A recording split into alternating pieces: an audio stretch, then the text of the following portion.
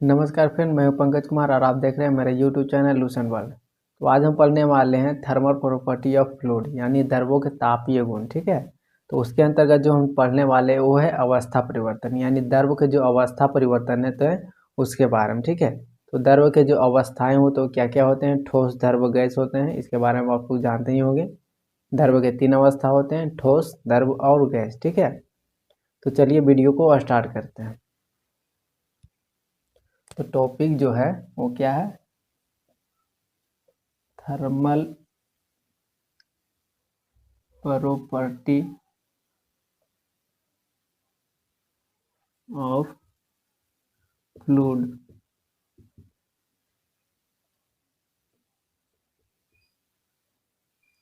इसके अंतर्गत जो हम पढ़ने वाले हैं वो क्या है, अवस्था परिवर्तन। अवस्था परिवर्तन।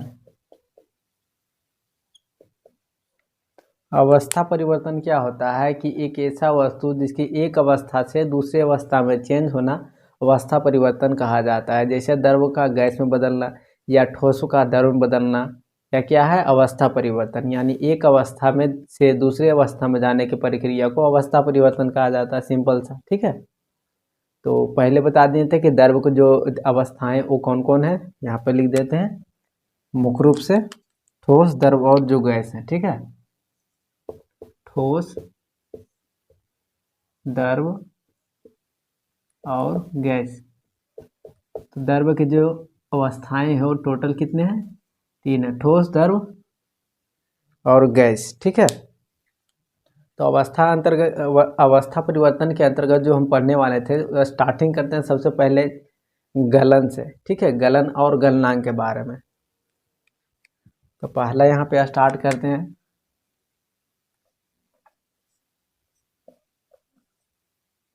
गलन और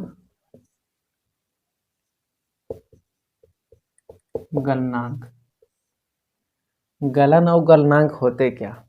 ठीक है, तो गलन क्या होता है कि वस्तु, माने एक ठोस वस्तु है, क्या होता है इसमें, ठोस से द्रव में बदलना।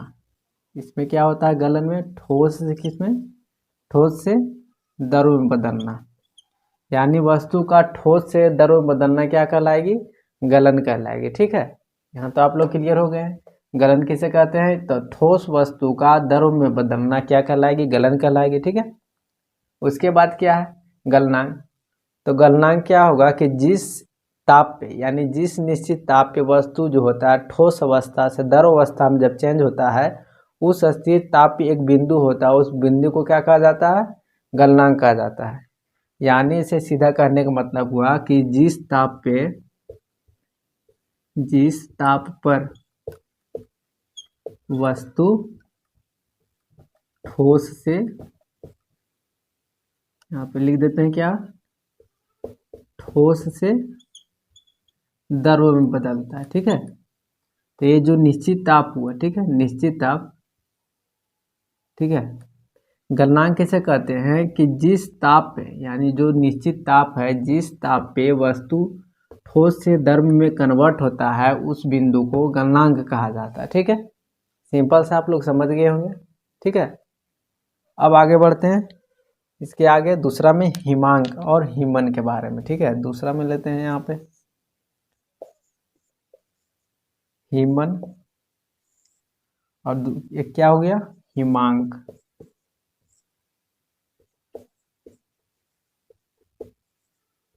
हिमन और हिमांक क्या होता है, जैसे हम इंग्लिश में क्या कहते हैं, फ्रीजिंग पॉइंट।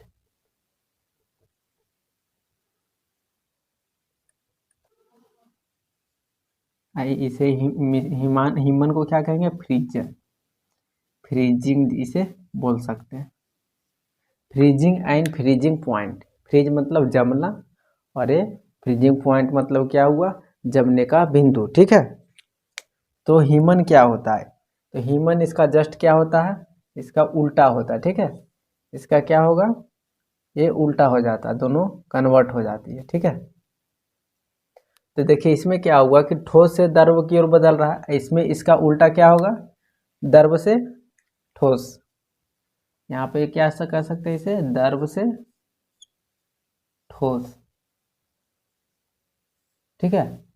गलन जो है, गलन का उल्टा क्या होता है, हिमन, और हिमन का उल्टा क्या होगा, गलन। इसीलिए यहाँ पे एरो दे दिए, क्या ये क्या होते हैं, एक दूसरे के उल्टा होते हैं। ठीक है, यहाँ पे एरो बना देते हैं। दोनों कंडीशन में सेम ही होगा, इसमें भी होगा और इसमें भी होगा। इसमें क्या हुआ था कि ठोस से द्रव की ओर बदल रहा है, ठीक है, तो उसे गलन कहते हैं। हिमन में क्या हुआ कि द्रव से ठोस की ओर बदल रहा है। जैसे क्या होता है कि जब पानी होता है, जब उस पानी का जो तापमान होता है 0 डिग्री सेल्सियस हो जाता है, तो क्या आता है, वो वस्तु क्या होती है, द्रव जो क्या होती है, ठोस रूप के रूप में, बर्फ के रूप में जम जाती है। वो किस रूप में जमती है, बर्फ के रूप में। ठीक है, बर्फ के रूप में वह जम जाती है। तो हिमन के बारे में तो हो गया। अब यहाँ पे देखिए, यहाँ पे क्या था, गलनांक, और ये क्या है, हिमांक है। तो हिमांक इसका क्या होगा, सेम वही कंडीशन होगा। देखिए इसमें क्या होगा कि जिस ताप पर वस्तु क्या होगी, इसमें देखिए गलनांक में ठोस में द्रव बदल रहा था, और ये क्या होगा, द्रव से ठोस। यानी जो है यहाँ पे आपको ध्यान में ये रखना है कि गलन और हिमन में क्या डिफरेंट है। तो आपको कोई डिफरेंट, सीधा आपको ध्यान में रखना है कि गलन का उल्टा हिमन होता है और हिमन का उल्टा गलन होता है। रह गई बात गलनांक और हिमांक की, तो गलनांक का उल्टा हिमांक, हिमांक का उल्टा गलनांक, ये दोनों का उल्टा उल्टा है। यानी ये एक दूसरे के उल्टे होते हैं, यानी विपरीत रूप से होते हैं। ठीक है, जैसे क्या हुआ कि इसमें ठोस से द्रव की ओर इसमें होता है चेंजिंग, और इसमें क्या होता है, द्रव से ठोस की ओर, ठोस से द्रव और द्रव से ठोस। इसमें पॉइंट है, यानी जो निश्चित पॉइंट क्या दिया हुआ कि जिस ताप पे ठोस द्रव बदलता है उसे क्या कहते हैं, गलनांक कहते हैं। और दूसरा हिमांक में क्या हुआ था कि जिस ताप पे वस्तु क्या होती है, द्रव से ठोस में, यानी बर्फ एक रूप में वह जम जाती है। ठीक है, अब बढ़ते हैं आगे। तीसरा पॉइंट में क्या है, क्वथन। इसे इंग्लिश में हम क्या कह सकते हैं, इसे बॉइलिंग। ठीक है, इसे इंग्लिश में हम बॉइलिंग कर सकते हैं। और उसके बाद इसमें क्या है, क्वथनांक।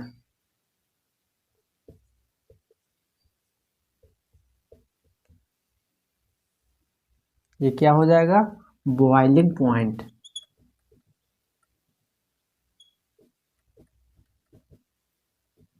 ठीक है, अब देखिए यहाँ पे समझेंगे क्वथन और क्वथनांक के बारे में, ये होता क्या है। ठीक है, तो क्वथन उसे कहते हैं जिसे क्या होता है कि वह निश्चित ताप जिसमें द्रव गैस के रूप में चेंज हो जाए, ठीक है, उसे हम क्वथन कहते हैं। एक बार आप फिर से समझ लीजिए कि इसमें क्या होता है कि वह निश्चित ताप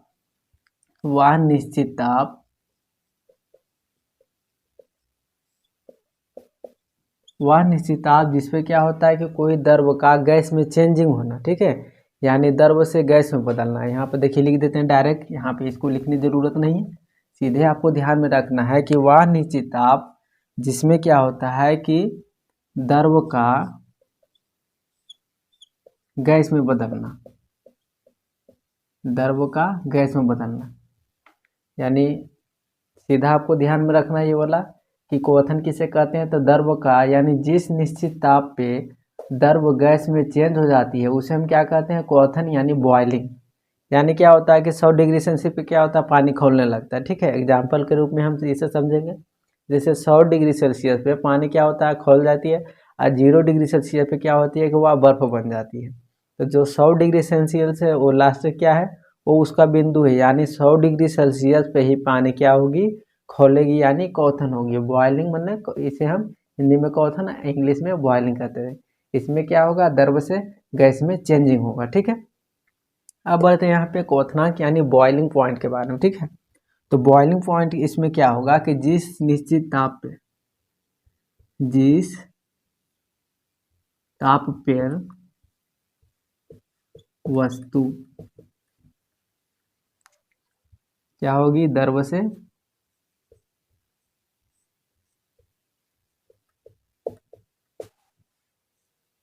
यहाँ पे देखिए सेम कंडीशन है, सिर्फ यहाँ पे क्या होगा कि जिस ताप पे, यानी जो एक निश्चित ताप होता है, ठीक ना, अभी बताए थे कि 100 डिग्री सेल्सियस पे ही पानी खौलती है, ठीक है। तो वह जो 100 डिग्री सेल्सियस वो बिंदु पॉइंट हो, उसे हम क्या कहेंगे, बॉइलिंग पॉइंट। यानी जिस ताप पे वस्तु द्रव से गैस में परिवर्तन होगी, जिस ताप पे, वो ताप को क्या हम कहेंगे, क्वथनांक बिंदु कहेंगे, यानी बॉइलिंग पॉइंटांक कहेंगे, ठीक है। तो ये तो हो गया क्लियर। अब इसके आगे बढ़ते हैं, संघनन, ठीक है। एक संघनन और एक संघनांक जो बिंदु होता है, संघनन बिंदु, ठीक है। तो चौथा यहाँ पे लिख देते हैं, संघनन।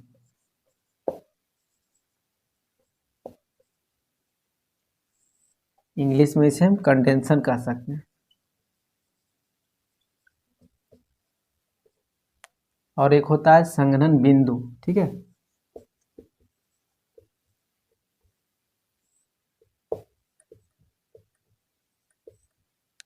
जिसे हम क्या कहते हैं इंग्लिश में, कंडेंसेशन पॉइंट। अब ये देखिए यहाँ पे समझते हैं, इसके पहले हम पढ़े थे गलन और हिमांक के बारे में। तो उसमें क्या हुआ था कि दोनों एक दूसरे के विपरीत है। सेम कंडीशन इस पे भी अप्लाई होता है। इसमें भी क्या होता है कि दोनों का कंडीशन क्या होता है, एक दूसरे के विपरीत होते हैं। देखिए यहाँ पे समझिए, इसमें क्या होता था कि द्रव गैस में बदलता था, और इसका जस्ट उल्टा क्या होगा, देखिए यहाँ पे एरो बना देते हैं। ये क्या होगा, ये दोनों एक दूसरे के बिल्कुल उल्टे होंगे, ठीक है। एक दूसरे के क्या होंगे, विपरीत, यानी उल्टा होगा। देखिए संघनन क्या होता है कि जिस ताप पे गैस द्रव में बदले, यानी उसे गैस को क्या करेंगे, वायुमंडलीय दाब बढ़ा के, ठीक है, यानी दाब प्रेशर बढ़ा के उसको हम क्या करेंगे, चेंज कर देंगे, किस में, द्रव में चेंज कर देंगे, यानी गैस को हम द्रव में चेंज करेंगे। तो इसमें देखिए यहाँ पे क्या लिख सकते हैं इसको, गैस से द्रव की ओर। यानी संघनन क्या होता है कि गैस को हम द्रव के रूप में कंप्रेस्ड करके, यानी दाब बढ़ा के इसे हम द्रव में चेंज कर सकते हैं, ठीक है। अब यहाँ बढ़ते हैं संघनन बिंदु, यानी कंडेंसन जो पॉइंट होता है, ये क्या होता है। तो इसमें भी यही सेम कंडीशन अप्लाई होगा। देखिए यहाँ पे, जिस ताप पे वस्तु क्या होगी, द्रव से गैस में, ठीक है। और इसका जस्ट उल्टा होगा, चूंकि ये तो क्वथन के लिए है और यहाँ पे हमको लिखना है संघनन के लिए, ठीक है, यानी कंडेंसन पॉइंट के लिए। तो इसका उल्टा होगा, यानी गैस यहाँ पे आएगा, ठीक है, गैस से द्रव। यानी देखिए सिंपल सा आपको ये ध्यान रखना है कि गलन का उल्टा हो गया हिमांक, हिमांक का उल्टा हो गया गलन। इसमें क्या हो गया, देखिए यहाँ पे क्वथन का उल्टा संघनन और संघनन का उल्टा क्या हो गया, क्वथनन। सिंपल सा लॉजिक है, ठीक है। आशा करता हूँ आप लोग समझ गए होंगे। तो ये आपको ध्यान में ये रखना है कि जिस ताप पर वस्तु क्या होती है, गैस से द्रव में जो चेंज होती है उसे हम क्या कहते हैं, कंडेंसन पॉइंट कहते हैं, यानी संघनन बिंदु कहते हैं, ठीक है। यहाँ तक तो आप लोग समझ गए होंगे। अब बढ़ते हैं आगे, एक इसमें क्या होता है, देखिए आगे थोड़ा बढ़ते हैं। पांचवा पॉइंट में देखिए हम लोग क्या पढ़ेंगे, सब्लिमेशन यानी ऊर्ध्वापातन के बारे में, ठीक है। ऊर्ध्वापातन, इंग्लिश में से हम क्या कहेंगे, सब्लिमेशन। सब्लिमेशन ये क्या होता है, तो ऊर्ध्वापातन में क्या होता है, इसमें देखिए चेंजिंग किस में होता है, ये क्या होता है, ठोस से, इसमें क्या होता है, ठोस से किस में चेंज होता है, डायरेक्ट गैस में चेंज होता है, ठीक है। उदाहरण के रूप में जैसे हम यहाँ पे किसे मानेंगे, कपूर के बारे में, ठीक है। इसमें क्या होता है कि एक ऐसा वस्तु, इसका जो डेफिनेशन होगा इस तरह से होगा कि एक ऐसा वस्तु जो कि ठोस से डायरेक्ट द्रव में ना बदलकर, ठोस से डायरेक्ट द्रव में ना बदलकर डायरेक्ट क्या होता है, वो गैस में चेंज हो जाती है, ठीक है। उसे हम ऊर्ध्वापातन यानी इंग्लिश में सब्लिमेशन कह सकते हैं। उदाहरण के रूप में हम देखिए यहाँ पे कपूर लिख दिए हैं। कपूर एक ऐसा पदार्थ है, वो क्या होता है कि वह ठोस से कपूर ठोस है, आई ठोस से द्रव में ना बदल कर क्या है, यहाँ पे देखिए गैस में चेंज हो जाते हैं, ठीक है ना। तो आपको ये हमेशा ध्यान में रखना है कि इसमें क्या होता है कि ठोस से गैस में डायरेक्ट चेंज होता है, ना कि ब्लड क्या उसको बोलते हैं दरों में, ठीक है। यानी ठोस से गैस दरों में चेंज नहीं होता, डायरेक्ट क्या होता है ठोस से डायरेक्ट गैस में हो जाता है, ठीक है। अब आगे बढ़ते हैं।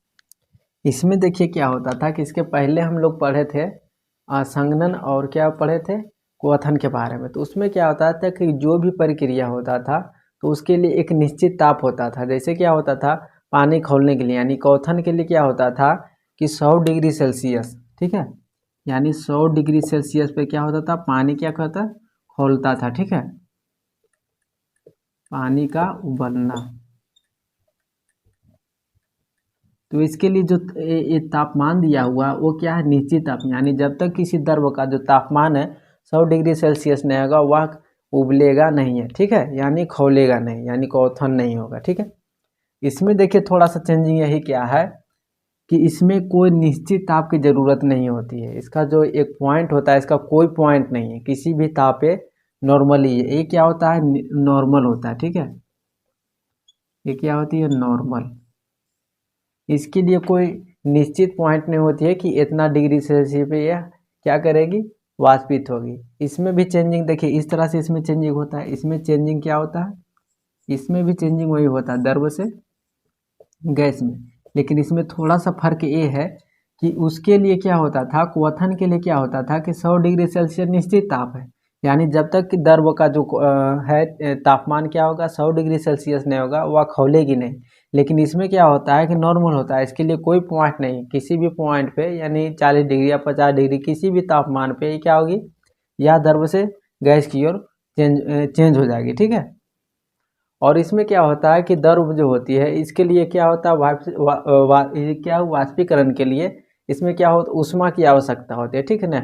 और ऊष्मा देखिए ये कहाँ से ग्रहण करती है, यानी पानी जो है ऊष्मा को कहाँ से ग्रहण करती है, यहाँ पे मान लीजिए यहाँ पे क्या है ये लिक्विड है, ठीक है, तो ऊष्मा जो ग्रहण करती है वह खुद से करती है, ठीक है ना।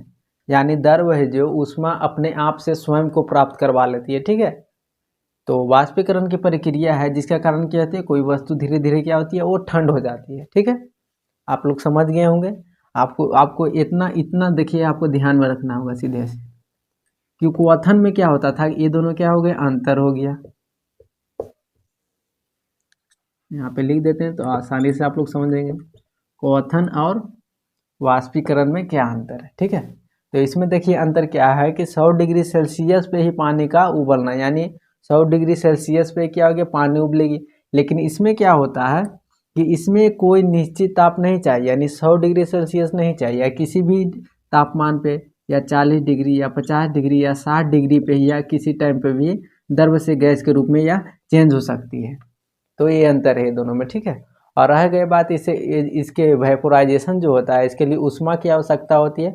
और ऊष्मा कहाँ से ग्रहण करती है तो ऊष्मा द्रव जो होती है वो खुद अपने आप से कर लेती है, ठीक है। तो इसके कुछ बहुत सारे ऐसे एग्जाम्पल है वेपोराइजेशन के, जैसे कि क्या होता है कि मिट्टी के बर्तन में पानी रखने से वह ठंड रहती है, तो क्या होती है कि ऊष्मा खुद से प्राप्त करके उसको ठंड पहुँचा देती है, ठीक है। और ऐसा एग्जाम्पल है जैसे हमारे शरीर से जब पसीना निकलता है तो उसके कुछ समय के बाद वह हमें ठंड सा महसूस होती है, तो वो क्या होता है वेपोराइजेशन यानी वाष्पीकरण की प्रक्रिया द्वारा ही हमारे शरीर को ठंड अनुभव होती है, ठीक है।